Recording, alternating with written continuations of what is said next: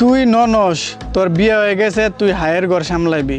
তুই ননদ, তোর হাঙ্গা হয়ে যাইব, তুই দুদিন পরে হায়ের বাড়ি যাইবি, ওই প্রস্তুতি নিবি।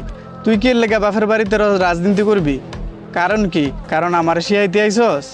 হ্যাঁ, হায়ের ভাত না খায়া বাপের বাড়ি পরে থাউনের দান্দা, বাইর বউরে বাইর থেকে বাইর কইরা নিজের জামাইরে ঘর জামাই আননের দান্দা। কারণ আমার শিয়াইস না, ঠিক আছে?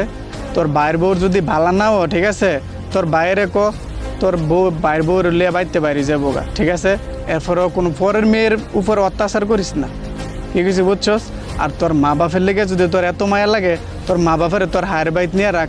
তো ইশারে নিজে হইলে আরেক বেটার বাইত গিয়ে সিরা রানীর মতো থাকতে পারবা, আর আরেক বিটির জি যখন তোমার বাইতে আইব তখন তুমি রাজনীতি করবা। এটা কোন দেশের নিয়ম? আর তোমার মা বাপের কইও তুমি যেমন চাও তোমার নিজের যে আরেক বেটার বাইত গিয়ে সিরা